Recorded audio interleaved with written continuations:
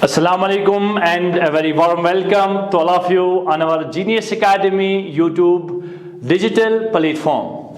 Dear students, as you know, we are discussing about the topics for the board examination point of view, and in the previous class, we have discussed about the topics related to work, power, energy. And today, one more important topic के साथ मैं आप लोगों के सामने आया हूं अपनी YouTube चैनल पे। तो जो टॉपिक आज हम डिस्कस करेंगे वो फ्रिक्शन के टॉपिक से हमने लिया है। फ्रिक्शन जो हमारा चैप्टर है न्यूटन लॉज ऑफ मोशन, हमारा जो टॉपिक है फ्रिक्शन, और वहां से हमने आज के टॉपिक को लिया है और टॉपिक का नाम है banking of roads. So the topic today's topic is banking of roads. Banking of roads, या दूसरे लफ्जों में हम ये बोल सकते हैं need of banking, need of banking, need of banking on a circular road, banking on a circular road। और हमने आपको प्रीवियसली समझाया था कि हम जब टर्न लेते हैं तो वो जो क्वेश्चन था वो था motion of A vehicle on A level road. ये मैंने यूट्यूब पे नहीं पढ़ाया, लेकिन क्लासरूम के लेक्चर्स में हमने ये टॉपिक आपको बोला है, ये टॉपिक डिस्कस किया है, motion of A vehicle on A level road. Sir, अब इसमें हमें क्वेश्चन क्या मिलेगा? आपके बोर्ड में जो क्वेश्चन आएगा वो इस पैटर्न पर बैंकिंग ऑफ द रोड के रिलेटेड जो क्वेश्चन बिल्कुल एज इट इज जो आपके पेपर में आएगा वो किस तरह का क्वेश्चन है उसको मैं यहां लिखने की कोशिश करूंगा। वो है डिराइव एन एक्सप्रेशन, या हम ये बोल सकते हैं derive an expression for angle of banking on a curved road. तो क्वेश्चन क्या होगा? क्वेश्चन होगा derive an expression, derive an expression, derive an expression for angle of banking, for angle of banking, for angle of banking on a curved road. तो ये वहां आपको इसमें question मिलेगा कि आपको एक डिराइव एन एक्सप्रेशन करती है for angle of banking on a curved road. एक एक्सप्रेशन बनानी है, बैंकिंग ऑफ रोड क्या होता है और इसकी एक्सप्रेशन हमें क्या मिलती है। लास्ट टाइम मैंने आपको बोला था motion of A vehicle on A level road. Level road मतलब सिंपल, एक गाड़ी है उसका जो मोशन है वो लेवल रोड पे है। ये मैं आपको दिखाने की कोशिश करूंगा कि ये हमारे पास, मान लो ये जो है ये हमारे पास रोड है, इस रोड पर ये गाड़ी ऐसे जा रही है। ध्यान से देखना है, ये रोड है और इस रोड पर गाड़ी ऐसे जा रही है। ये जो मोशन करेगा, motion of A vehicle on A level road, ये लेवल रोड है, एक ही लेवल का रोड है, ये एक तरफ से उठा हुआ नहीं है, एक लेवल रोड है। अब इसी गाड़ी को टर्न करना है, एक लेवल रोड पे गाड़ी को टर्न करना है। तो यहां से आप देख सकते हैं, मैं बोर्ड पर दिखाने की कोशिश करूंगा, ये जो गाड़ी है इस गाड़ी को ऐसे लेवल रोड पर टर्न कराना है, इस गाड़ी को ऐसे लेवल रोड पर टर्न कराना है। तो टर्न कराने के लिए हमारे पास जो हम ब्रेक लगाते हैं, हम जो ब्रेक लगाते हैं और उस ब्रेक से क्या होता है, हम जब ब्रेक लगाते हैं तो रोड और टायर्स के बीच में जो फ्रिक्शनल फोर्स लगता है वो फ्रिक्शनल फोर्स काम करता है एज ए सेंट्रिपिटल फोर्स। यानी जब हम किसी टर्न करना होगा रोड पर तो क्या होता है कि जब हम टर्न करते हैं तो हम ब्रेक मारते हैं, और ब्रेक मारने से क्या होता है, वो जो फ्रिक्शनल फोर्स लगता है वो हमें घूमने में यानी टर्न करने में हमारी मदद करता है। ठीक है, तो मैं आपको यहां समझाने की कोशिश करता हूं। ये मेरे पास एक लेवल रोड है, ये एक लेवल रोड है ऐसे, और ये रोड पर एक गाड़ी हम रखते हैं। ये हमारे पास एक गाड़ी है और ये गाड़ी के दो टायर्स हैं। ये गाड़ी के दो टायर्स हैं, ये ऐसे। जब इस गाड़ी को मूव करना होगा, टर्न लेना होगा, तो उस टाइम जो इसकी सेफ स्पीड होनी चाहिए v, वो v हमने निकाला था, वो v होता है under root of mu are g. ये हमें एक एक्सप्रेशन मिला था। और एक व्हीकल को अगर टर्न लेना है, यानी अगर इसमें आप सवार हो और आपको एक टर्न लेना है ऐसे, तो आपको जो स्पीड रखनी है वो रखनी है म्यू आर जी, यानी मैक्सिमम स्पीड आपको under root of mu are g होनी चाहिए, इसके वैल्यू के बराबर। अगर आपने इससे ज्यादा स्पीड रखी, म्यू आर जी से ज्यादा speed, this is the maximum speed to take the turn on a curved road, अगर आपने ये इससे ज्यादा कर दिया, यानी आपने v को इतना ज्यादा किया कि आपके कोएफिशिएंट ऑफ फ्रिक्शन ने सपोर्ट ही नहीं किया, एक पर्टिकुलर कोएफिशिएंट ऑफ फ्रिक्शन होगा रोड का म्यू, आर उसकी रेडियस, यानी ये जो रेडियस है, आप यहां तक, यहां से बाहर जाओगे, इस सर्कुलर रोड का जो ये रेडियस है, ये जो रेडियस है इसका, आप ये आर, अगर वहां एक पर्टिकुलर आर होगा, वहां पर्टिकुलर म्यू है, और जी तो आपको पता ही है। और अगर आपने मैक्सिमम स्पीड इससे ज्यादा की, you will go of the road, और ये एक्सीडेंट हो जाएगा, आप रोड से बाहर जाओगे। नाउ द क्वेश्चन अराइजेस, अब हम चाहते हैं कि हम स्पीड बढ़ाएं और हमारा एक्सीडेंट भी ना हो। म्यू तो म्यू है, मान लो कभी कभार क्या होता है, अगर हमारे रोड गीले होते हैं तो आपको स्पीड कम करनी पड़ती है, हम चाहते हैं हम स्पीड कम न करें, लेकिन mu are g as it is हो, तो उस टाइम हम क्या करते हैं, हम एक और कॉन्सेप्ट लगाते हैं, उसको बोलते हैं banking of the road.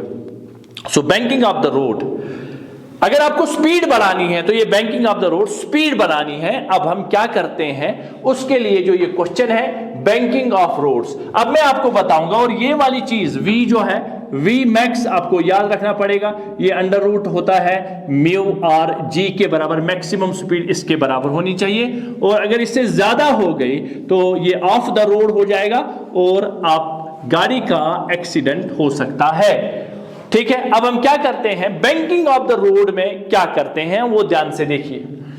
Road तो रोड ही है, ये हमारे पास एक रोड है, इस रोड के एक साइड को हम उठाते हैं, यानी ये जो हमारे पास रोड है, ये एक रोड है, ये ऐसे। अब हम क्या करते हैं, इस रोड को यहां, इस वाला जो मेरा वाला साइड है एज इट इज रखते हैं, और एक साइड से इस रोड को अप करते हैं, एक साइड से रोड को अप करते हैं, एक साइड से रोड को डाउन करते हैं। ये देखिए, अगर ये गाड़ी है, अगर हम इसको एज इट इज रखें इस वाले साइड को, और इस वाले साइड को हम अप करेंगे, तो ये जो गाड़ी है ये ऐसे किसी एंगल पर ऐसे आ जाएगी। ये जो चीज होती है, ये वाली चीज जो होती है, ये जो हम रेज करते हैं, the outer as of the road is raised a little. आप पहले ये चीज समझते हैं, ये तो लेवल है, और हम क्या करते हैं, हम इस रोड को अप करते हैं। इस तरह से यहां से इस वाले साइड को हम अप कर देते हैं, और ये जो अब हमारी ये जो व्हीकल था, ये व्हीकल जो है, ये व्हीकल हमारा ऐसा आ जाएगा, ये व्हीकल हमारा ऐसा आ जाएगा। ठीक है, ये व्हीकल अब टर्न ले रहा है, ऐसे आ जाएगा ये।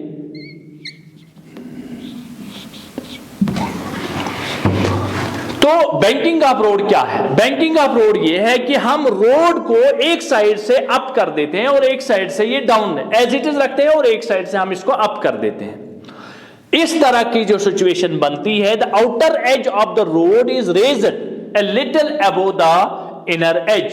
तो बैंकिंग ऑफ द रोड जो है, बैंकिंग की डेफिनेशन क्या लिखेंगे, the outer as,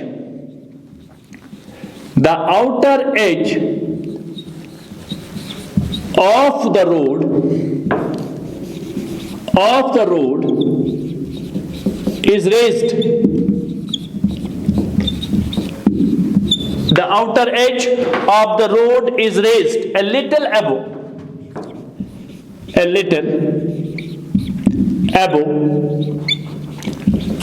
the inner edge.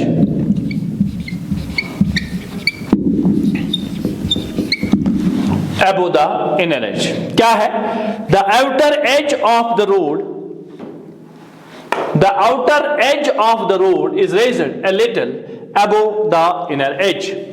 The outer as of the road is raised above the inner as, तो वहां जो आपको क्वेश्चन मिलेगा what is banking of the road, तो क्या लिखोगे, the outer as of the road is raised a little above the inner as.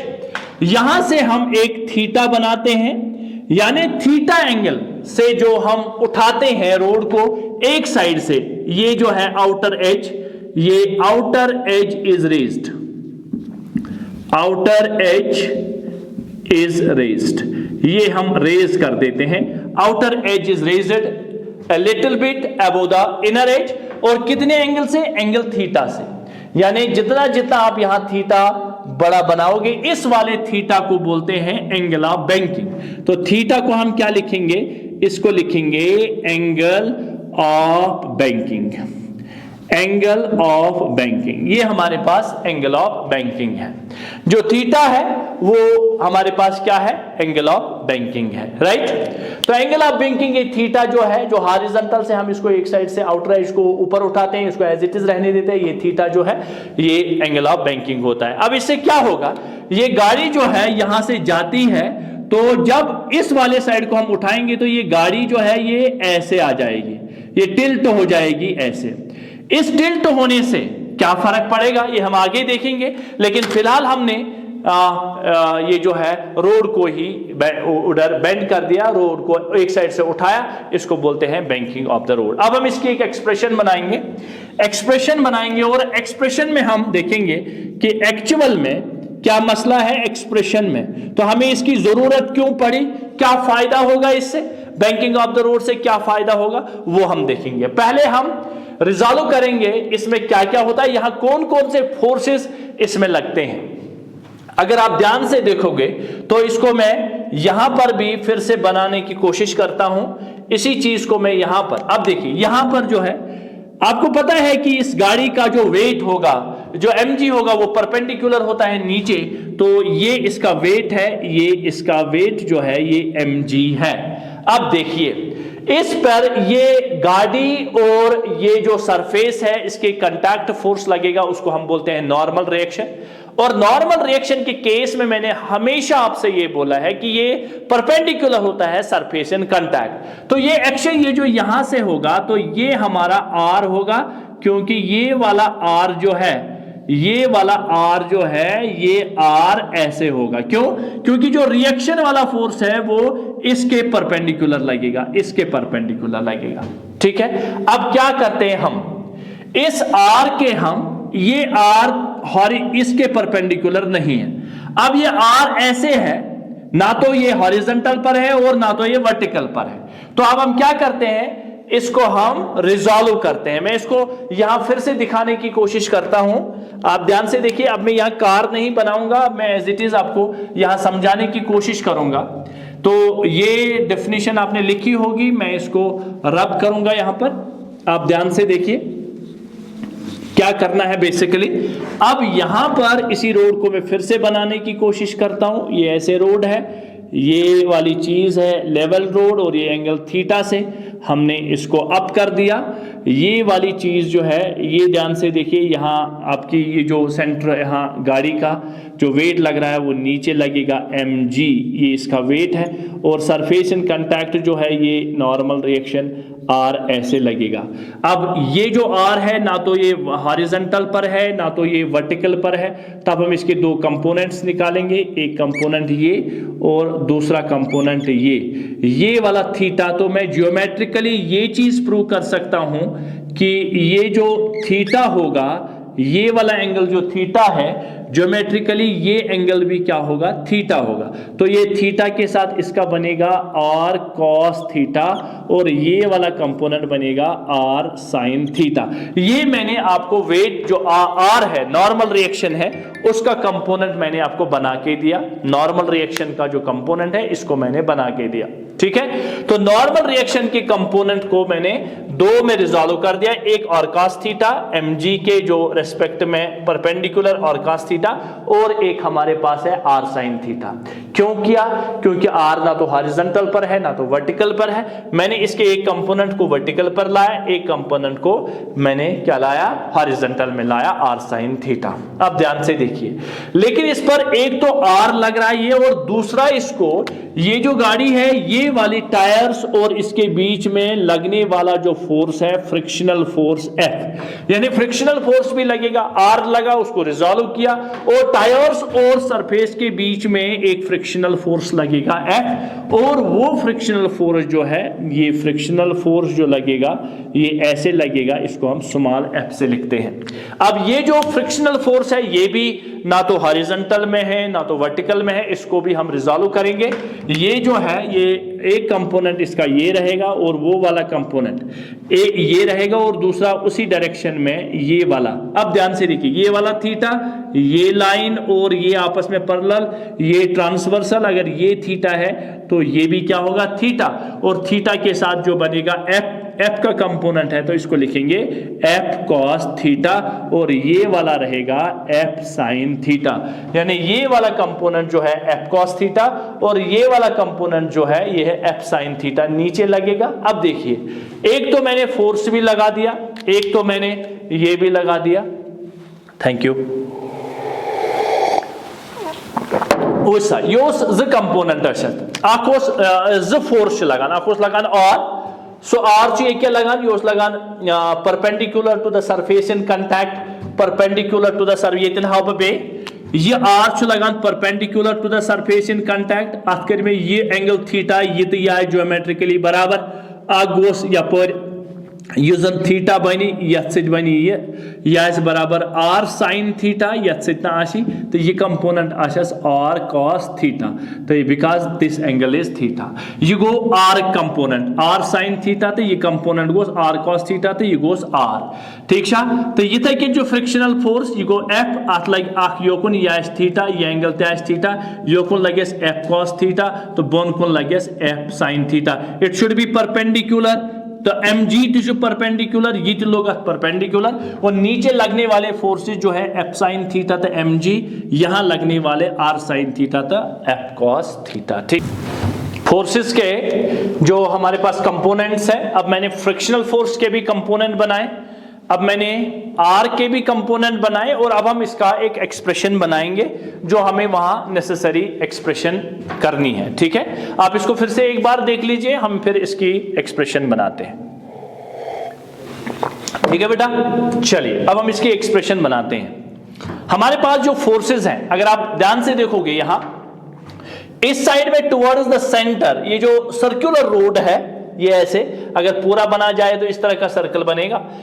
Towards the centre हमारे पास दो फोर्सेस लगते हैं, आर साइन थीटा और फ्रिक्शन का कंपोनेंट एफ कॉस थीटा, यानी R sine theta plus F cos theta. तो मैं यहां पर लिखूंगा R sign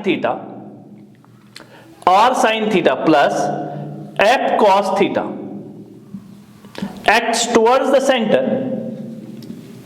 acts towards the center of circular road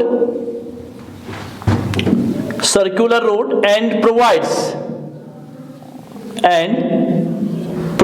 the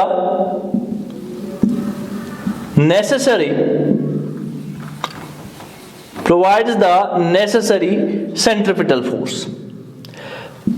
आपको याद होगा बेटा ये जो घूमने के लिए सर्कल में मूव करने के लिए एक बेसिक फोर्स की रिक्वायरमेंट होती है और वो हमारा सेंट्रिपिटल फोर्स होता है। और यहां पर टुवर्ड्स द सेंटर जो फोर्सेस लगते हैं वो R sine theta and f cos theta दोनों मिला के जो नेसेसरी सेंट्रिपिटल फोर्स प्रोवाइड करते हैं वो करते हैं R sine theta and f cos theta, right. और यहां पर अगर देखा जाए R sine theta and f cos theta, और यहां पर अगर देखा जाए ध्यान से अगर देखा जाए तो अब हमने रिजॉल्व करके ये चीज लाई है, ये दोनों सेंट्रिपिटल फोर्स का काम करते हैं। और अगर आप देखें तो यहां पर अगर मैं एक एक्सप्रेशन बनाऊं तो नेसेसरी सेंट्रिपिटल फोर्स वो किसके बराबर होता है? वो होता है बराबर mv²/r, ये नेसेसरी सेंट्रिपिटल फोर्स है। तो मैं क्या लिखूंगा? मैं लिखूंगा m we square by r, मैं ये लिखूंगा m we square divide by r is equal to R sine theta plus F cos theta. तो ये हमारे पास एक्सप्रेशन जो पहली इक्वेशन बनी R sine theta plus F cos theta. बेटा ये बहुत इंपॉर्टेंट है एग्जामिनेशन के लिए, मेरे ख्याल से लगता है कि एज इट इज क्वेश्चन होगा, इसीलिए ध्यान से देखना है क्या कर रहे हैं हम। तो हमने क्या लिखा, आर साइन थीटा और F cos theta towards the centre लगते हैं कि नहीं लगते हैं? यस सर, हाँ, R sine theta F cos theta towards the centre लगते हैं, तो सेंटर लगने वाले फोर्सेस रिक्वायर्ड हैं फॉर नेसेसरी सेंट्रीपिटल फोर्स। तो ये दोनों किसका काम करते हैं? सेंट्रीपिटल फोर्स का काम, और centripetal force M we square by R होता है। अब दूसरी चीज देखिए, नीचे लगने वाला फोर्स एम जी और एफ साइन थीटा, ये कार ना तो ऊपर जा रही है और ये कार ना तो नीचे जा रही है, इसका मतलब आर कॉस थीटा और ये आपस में बैलेंस है। तो मैं क्या लिखूं, मैं लिखूं आर कॉस थीटा,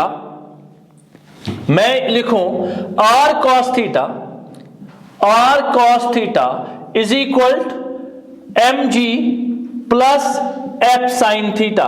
क्यों लिखा बेटा मैंने दोनों को बराबर? क्योंकि आर कॉस थीटा ये परपेंडिकुलर ऐसे और नीचे लगने वाले ऐसे परपेंडिकुलर है, आर कॉस थीटा और नीचे लगने वाले F sine theta plus M G के बराबर होगा, दोनों आपस में बैलेंस होंगे, और इनको लिखा इक्वेशन 2। राइट बेटा, इनको लिखा इक्वेशन 2। तो अब हम क्या करेंगे, इन दोनों इक्वेशंस को आपस में डिवाइड करेंगे, इक्वेशन 1 एंड 2। तो यहां लिखूंगा डिवाइड 2 बाय 1, इक्वेशन 2 को हम 1 से डिवाइड करेंगे, डिवाइड इक्वेशन 2 बाय 1। ठीक है बेटा, ध्यान से देख लीजिए। तो इक्वेशन को डिवाइड करो, चलिए तो हम क्या करेंगे, डिवाइड 1 बाय 2, इक्वेशन 1 को 2 से डिवाइड करेंगे।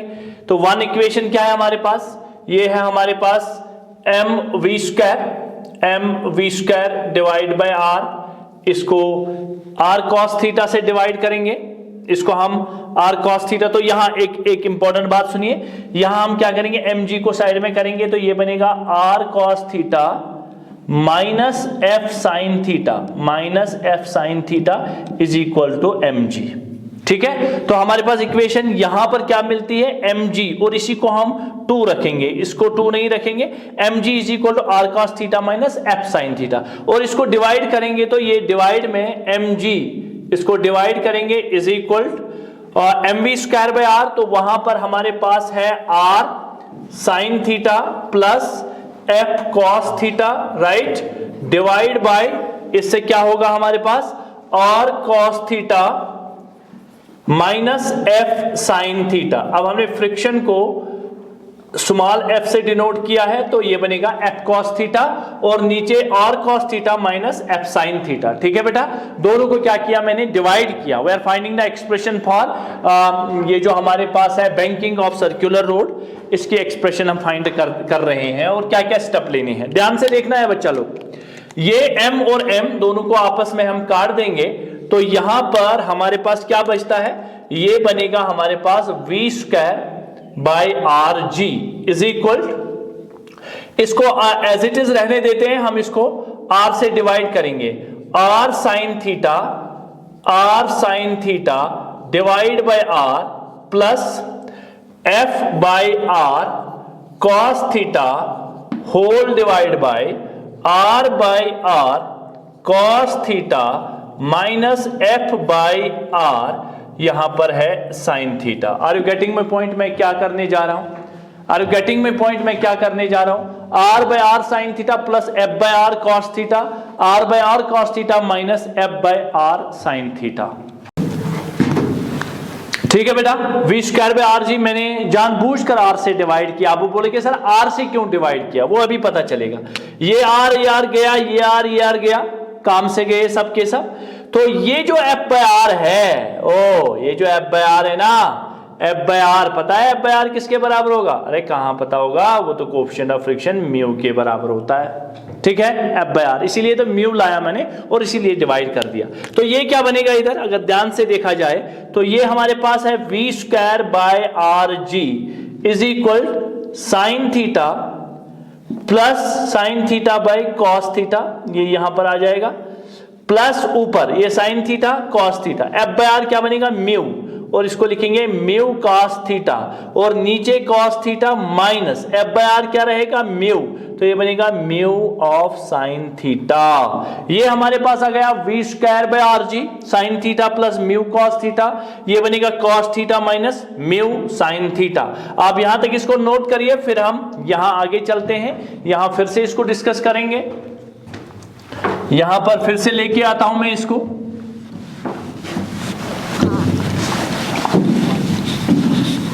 ठीक है। अब हमारे पास जो इक्वेशन बनी वो इक्वेशन है हमारे पास V square divide by R G is equal to sine theta, हाँ जी sine theta by cos theta, और साथ साथ में ये जो है plus mu cos of theta divide by minus mu sine of theta. अब इसको मैं tan ऑफ थीटा बनाऊंगा, तो tan ऑफ थीटा में डिवाइड कर दूंगा मैं V square by R G, और इसको लिखूंगा साइन थीटा, ठीक है, डिवाइड बाय कॉस थीटा, ध्यान से देखना बेटा, plus mu of cos theta, और नीचे है minus mu of sine theta.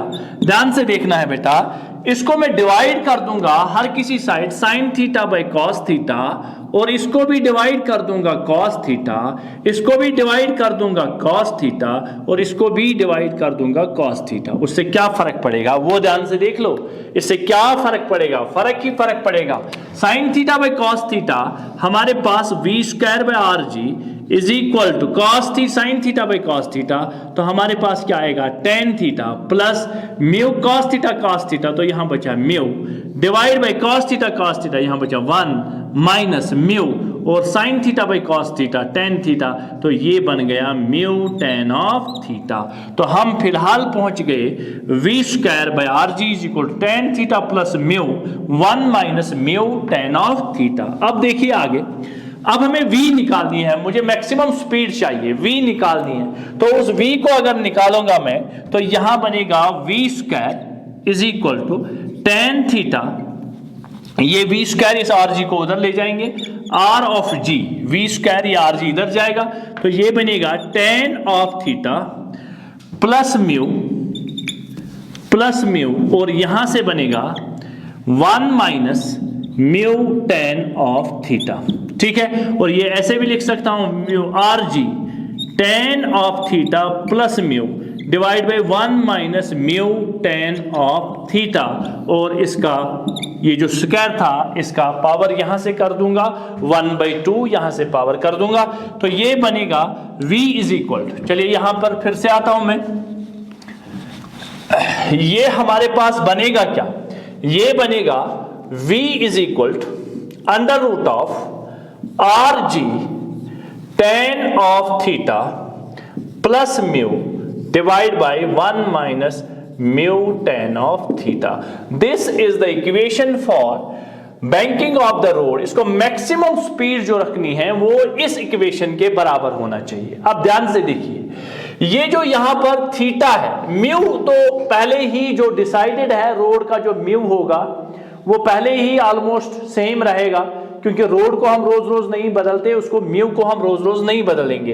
ये म्यू है, ये आर है, ये जो आर जो हमारे पास है आर, इस आर को तो हम कुछ नहीं कर सकते क्योंकि ये पहले ही फिक्स्ड होगा, इस रोड का जो रेडियस होगा वो पहले ही फिक्स होगा, जी भी ऑलरेडी फिक्स है, तो ये डिपेंड करेगा किस पर, टेंजेंट ऑफ थीटा पर। यानी जितना आप थीटा ज्यादा बढ़ाओगे, जितना जितना थीटा ज्यादा बढ़ेगा उतना उतना आप मैक्सिमम स्पीड रख सकते हो। इसका मतलब ध्यान से देखिए यहां पर इस, चलिए तो ये देखिए, ये जो हमारे पास मैक्सिमम स्पीड है अब wholly and solely tangent of theta पे डिपेंड करता है। अब टेंजेंट ऑफ थीटा से देखिए, जब ये गाड़ी है, जितना जितना हम रोड को बैंक करेंगे, रोड को बैंक करने का मतलब ये हुआ कि ये मेरे पास एक रोड है और जितना जितना ये रोड बैंक हो जाएगा, बैंक मतलब इसको एक साइड से अप कर देंगे, जब रेज करेंगे, देखिए ये पहले इस लेवल पर है, रेज हो गई, थीटा बढ़ रहा है, थीटा बढ़ रहा है, जितना जितना, ये देखिए ध्यान से देखना है, तो जितना जितना हम थीटा को बढ़ाएंगे, थीटा बढ़ेगा, टेन थीटा बढ़ेगा, टेन थीटा बढ़ेगा, तो इसका मतलब है कि जब टेन थीटा बढ़ेगा थीटा जितना जितना आप बढ़ाओगे उतना उतना आप मैक्सिमम स्पीड रख सकते हो, ठीक है। अब ये बात जो पहले हमारे पास लेवल रोड था, लेवल रोड में थीटा का कोई कॉन्सेप्ट ही ना था, वहां था म्यू आर जी, वहां पर होली एंड सोली हम डिपेंड आर पर थे, आर पर जितना जितना कर्व बड़ा होगा, अगर मान लो हम किसी स्पीड से जा रहे हैं और हमें कर्व करना है, अब हम क्या करें, हम चाहते हैं कि हम इसी स्पीड से जाएं, नहीं हो सकता, तब आपको आर बढ़ाना है, लेकिन अगर वहां जगह ही नहीं है आर बढ़ाने की, रेडियस हम बढ़ा ही नहीं पाएंगे, तब हमें ब्रेक मारनी है और हमें अपनी स्पीड को कम करना है अगर हमें सेफली जाना है। लेकिन हम चाहते हैं कि आर वही है, हम मैक्सिमम स्पीड से जाना चाहते हैं। अब देखिए जितना जितना आप थीटा बढ़ाओगे उतना उतना आप स्पीड मेंटेन रख सकते हो, स्पीड ज्यादा कर सकते हो, लेकिन स्पीड ये जो एंगल है इसको हम ऊपर कर सकते हैं, उसको हम बैंक कर सकते हैं, ऊपर उठा सकते हैं। अब देखिए तो मैक्सिमम तो यहां पर थीटा पर डिपेंड करते हैं, और ये हमारी जो इक्वेशन है, यही equation banking of the roads की जो इक्वेशन है, नीड फॉर बैंकिंग इसलिए है क्योंकि हम यहां थीटा बनाते हैं और थीटा पर हमारी स्पीड डिपेंडेंट रहती है। तो अब हम क्या बोलेंगे, the optimum speed, the optimum speed to negotiate a curve can be obtained by mu is equal to 0। अगर यहां म्यू को हम 0 करेंगे, कोफिशिएंट हम डिपेंडेंट ही म्यू पर नहीं रहना चाहते हैं, रोड का म्यू ज्यादा है कम है, अब हम इस पर डिपेंडेंट ही रहना नहीं चाहते हैं, तो हमारे पास ये v max जो आएगा वो आएगा अंडर रूट, इसको 0 कर दो, इसको 0 कर दो, ये 0 तो ये बन गई R G tan of theta. और अगर आपने किताबों में पढ़ा होगा ये इक्वेशन रहती है बेंडिंग ऑफ साइकिलिस्ट की, bending of cyclist. Bending of cyclist क्या करता है, जब हम साइकिल पर कर्व करना चाहते हैं, हम साइकिल पर हैं, अब रोड बैंक नहीं है, हम साइकिल पर हैं और रेडियस बहुत कम है, वो साइकिल वाला क्या करता है, वो साइकिल वाला जो है वो अपने आप को बेंड कर देता है। अगर आप देखेंगे वो साइकिल वाला टेढ़ा हो जाता है, वो टेढ़ा होके कर्व करता है। अब देखिए अगर आपने रेसिंग बाइक्स देखी होगी, रेसिंग बाइक जब कर्व करते हैं, आप लोगों ने टीवी में देखा होगा, वो बिल्कुल अपने आप को कर्व करने के समय जमीन के साथ झुका देते हैं। जमीन के साथ झुकाने का मतलब वो थीटा बनाते हैं, और जिसको आप जीरो कट बोलते हैं। जीरो कट में क्या होता है, एंगल जो है वो इतना ज्यादा बन जाता है, थीटा इतना बढ़ाते हैं तभी जीरो कट बन जाता है। तो इसका यह मतलब हुआ कि हम होली एंड सोली यहां पर थीटा पर डिपेंडेंट रहते हैं, और बाकी हमारे पर जो पैरामीटर्स है वो इंडिपेंडेंट हो जाते हैं, वो एज इट इज रहते हैं। तो यहां पर इसका फायदा क्या है, अगर हम म्यू को 0 करेंगे, कोएफिशिएंट ऑफ फ्रिक्शन को 0 करेंगे, तो यहां क्या होता है, यहां हमारे जो वियर एंड टियर होता है वो बहुत कम होगा। Wear and tear, no wear and tear, जब म्यू ही नहीं है तो रोड्स और टायर के बीच में जो वियर एंड टियर होगा वो कुछ भी नहीं होगा, क्योंकि म्यू क्या है, 0 है।